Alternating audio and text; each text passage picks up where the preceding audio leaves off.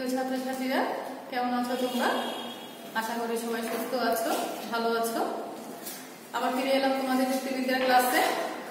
গতকাল ক্লাসে আমরা পড়েছিলাম যুক্তিবিদ্যার সাথে দর্শনের সম্পর্ক, তারপর পড়েছিলাম যুক্তিবিদ্যার সাথে নীতিবিদ্যার সম্পর্ক, ব্যবসাগত ক্ষেত্রে আর পেশাগত ক্ষেত্রে আমাদের যুক্তিবিদ্যার ভূমিকা কি আর নীতিবিদ্যার ভূমিকা কি।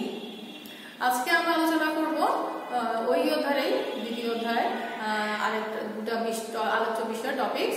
একটা হচ্ছে যুক্তিবিদ্যার সাথে নন্দন তত্ত্বের সম্পর্ক, আর একটা হচ্ছে যুক্তিবিদ্যার সাথে গণিতের সম্পর্ক। আজকে এই দুটো বিষয় নিয়ে তোমাদেরকে আমি একটু মোটামুটি ধারণা দেব, তোমরা আশা করি বুঝতে পারবে, ফলপ্রসূ হবে। তাহলে শুরু করা যাক। আমরা প্রথমে দেখি যুক্তিবিদ্যা ও নন্দন তত্ত্বের মধ্যে সম্পর্ক কি।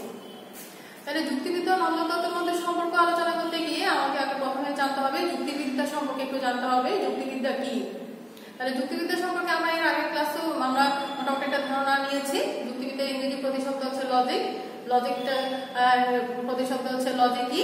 লজিকই শব্দটি এসেছে লগস শব্দ থেকে, আর লগস শব্দের অর্থ হচ্ছে চিন্তা বা অনুমান। এক কথায় যুক্তিবিদ্যা বলতে বোঝায় ভাষায় প্রকাশিত অনুমান বা চিন্তা সম্পর্কিত একটি বিজ্ঞান।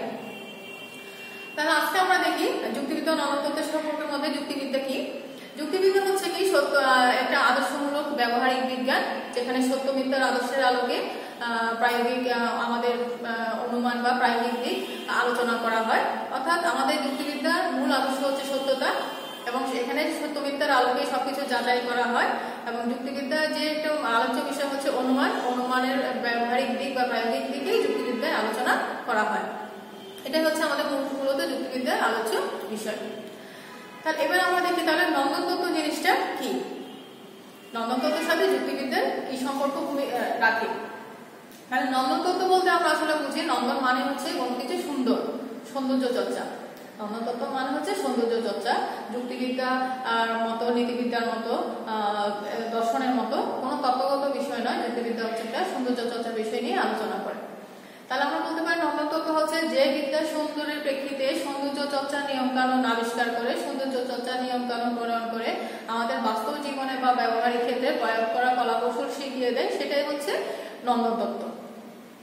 আবার বলছে যে বিদ্যা সৌন্দর্যের আদর্শের প্রেক্ষিতে সৌন্দর্য চর্চা নিয়ম কানুন প্রণয়ন করে আমাদের ব্যবহারিক জীবনে বা বাস্তব জীবনে প্রয়োগ করা কলাকৌশল শিখিয়ে দেয়, সেটাই হচ্ছে এক কথায় নন্দন তত্ত্ব।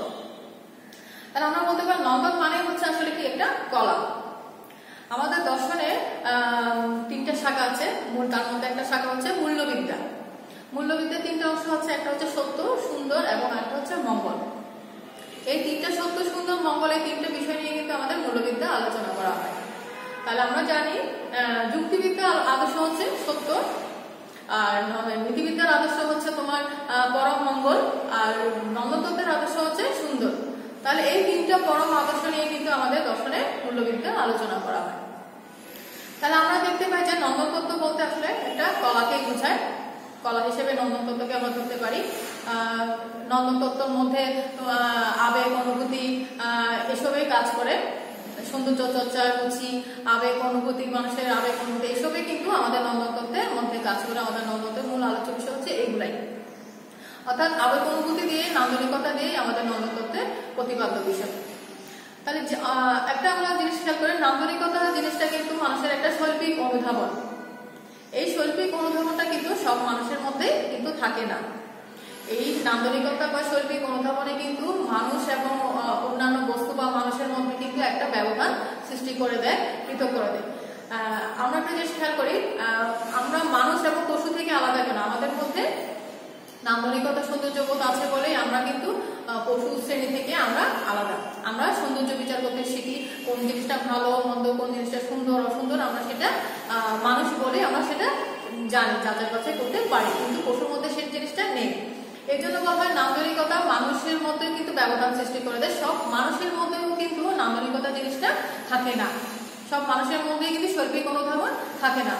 যেমন ধরো একজন মানুষ সুন্দর একটা বাড়ি করেছে, সুন্দর একটা বাড়ি করার পর সে চাইছে তার বাড়িটা কি করে আরো সৌন্দর্যমণ্ডিত হোক, আরো দৃষ্টিনন্দন হোক, সবার দৃষ্টি পড়ুক ওই বাড়িটার প্রতি।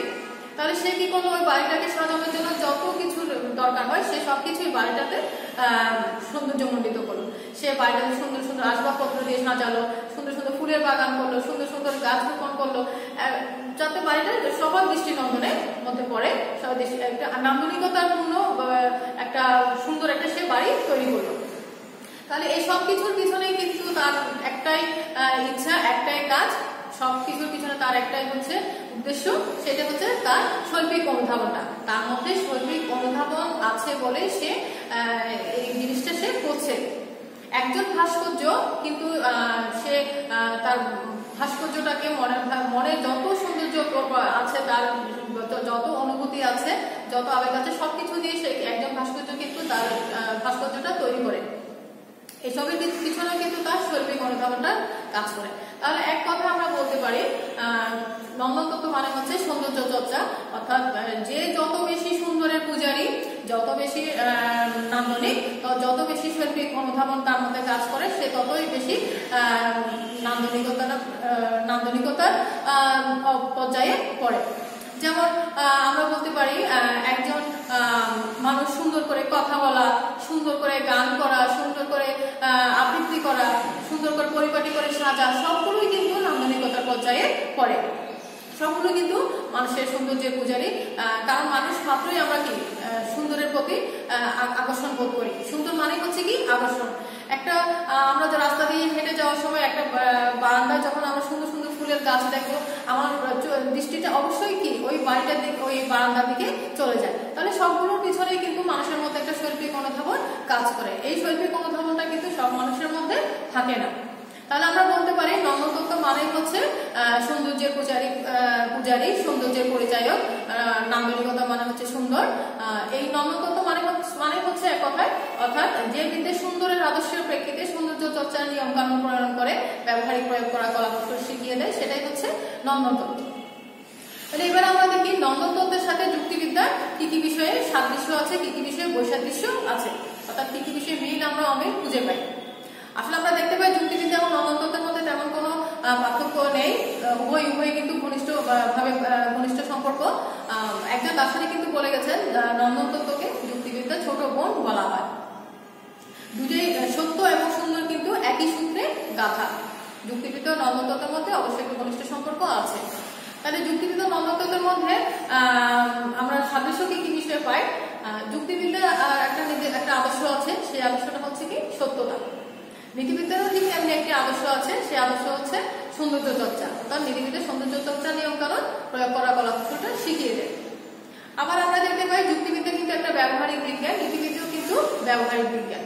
যুক্তিবিদ্যার সত্যতার আদর্শের আলোকে সত্য মিথ্যা প্রয়োগ করার কলাকৌশল শিখিয়ে দেয় বাস্তব জীবনে আমাদের ব্যবহারিক ক্ষেত্রে। নীতিবিদ্যাও ঠিক তেমনি সৌন্দর্য চর্চার নিয়ম কানুন আমাদের বাস্তব জীবনে প্রয়োগ করার কলাকৌশলটা শিখিয়ে দেয়। তাহলে আমরা মোটামুটি দেখতে পাই দুটা বিষয়ে সাদৃশ্য যুক্তিবিদ্যার সাথে নন্দনতত্ত্বের আছে। এরপর আমরা দেখতে পাই যুক্তিবিদ্যার সাথে কি কি বিষয়ে অমিল খুঁজে পাওয়া যায়, পার্থক্য আছে। সেটা হচ্ছে কি যুক্তিবিদ্যা কিন্তু আমরা দেখতে পাই বচন ও সত্যতা নিয়ে আলোচনা করে, কিন্তু নীতিবিদ্যার আলোচ্য বিষয় কিন্তু বচন ও সত্যতা নয়। নীতিবিদ্যার আলোচ্য বিষয় হচ্ছে শুধুমাত্র সৌন্দর্য চর্চা। নীতিবিদ্যার আদর্শ হচ্ছে সৌন্দর্য চর্চা, সুন্দর, রুচিবোধ, নান্দনিকতা এসব। তারপর আমরা দেখতে পাই যুক্তিবিদ্যার একটা নির্দিষ্ট পদ্ধতি আছে, একটা আলোচ্য বিষয় আছে নির্দিষ্ট, সেটা হচ্ছে অনুমান। কিন্তু নীতিবিদ্যার ওরকম কোনো আলোচ্য বিষয় নেই। নীতিবিদ্যা শুধু সৌন্দর্য চর্চা নিয়েই আলোচনা করে যায়। তারপর মোটামুটি তাহলে দেখতে পাই যুক্তিবিদ্যার সাথে যুক্তিবিদ্যা হচ্ছে বুদ্ধি নির্ভর, নীতিবিদ্যা কিন্তু অভিজ্ঞতা নির্ভর। নীতিবিদ্যায় আবেগ অনুভূতি এসবের স্থান আছে, যুক্তিবিদ্যায় আবেগ অনুভূতি এসবের স্থান নেই। তাহলে আমরা মোটামুটি দেখতে পাই যুক্তিবিদ্যার সাথে এবং নীতিবিদ্যার সাথে কিছু কিছু বিষয় মিল এবং অমিল রয়েছে। যদিও যুক্তিবিদ্যার সাথে নীতিবিদ্যার কিছু কিছু বিষয় মিল এবং অমিল আমরা দেখতে পাই, তাও বলবো আমরা যুক্তিবিদ্যার সাথে নীতিবিদ্যার যতই মিল এবং অমিল থাকুক না কেন, সাদৃশ্য বৈসাদৃশ্য থাকুক না কেন, উভয়ের পরস্পরের পরিপূরক। যুক্তিবিদ্যা এবং নীতিবিদ্যার মধ্যে অবশ্যই একটা ঘনিষ্ঠ সম্পর্ক রয়েছে। তাহলে এবার আমরা দেখি যুক্তিবিদ্যার সাথে গণিতের সম্পর্ক। যুক্তিবিদ্যার সাথে গণিতের সম্পর্ক।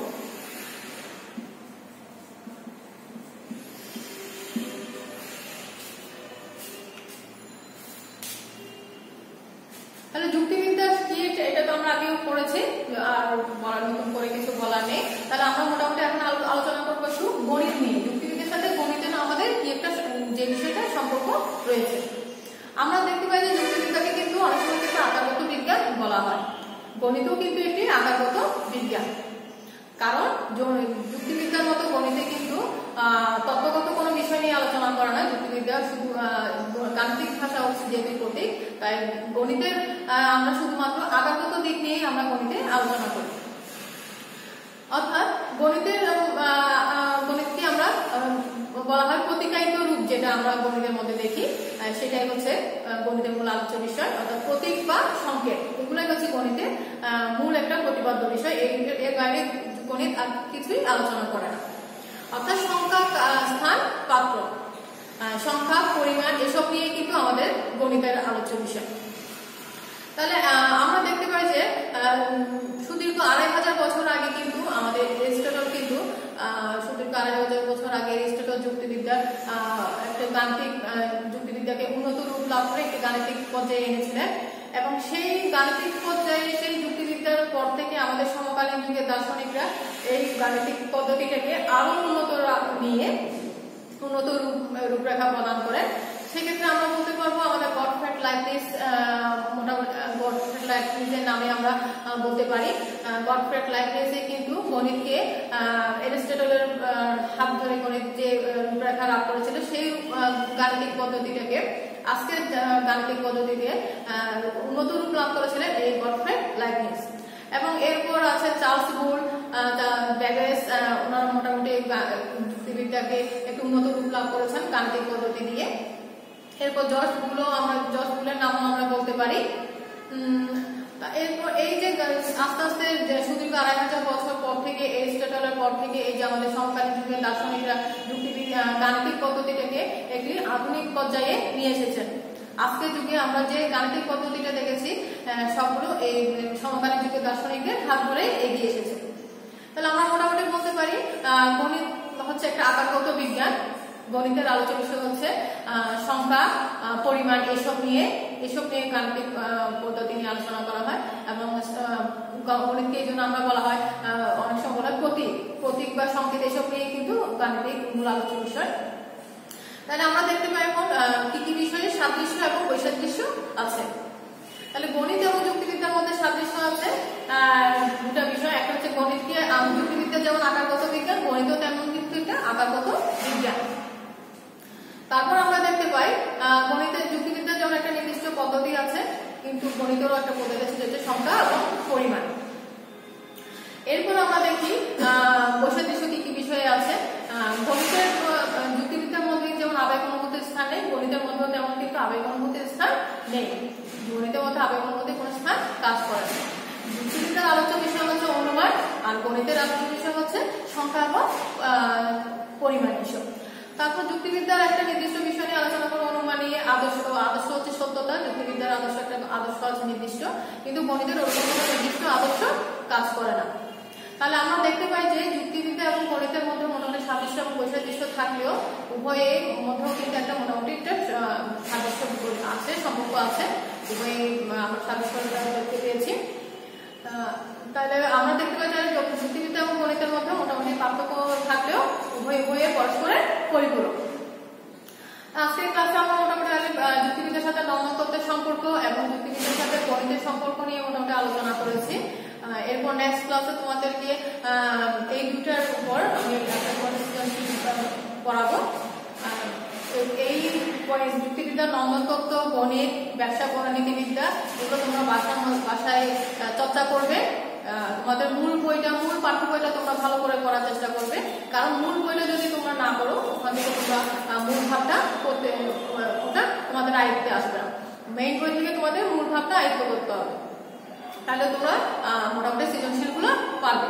তাহলে এরপর আমরা তাহলে নেক্সট ক্লাসে তোমাদের একটা সৃজনশীল নিয়ে আলোচনা করবো। আজকে যেগুলো পড়িয়েছি তোমরা ওগুলো বাসায় তোমরা রেগুলার চর্চা করবে, কোয়েশ্চেনগুলো ফলো করবে, মেইন বই পড়বে।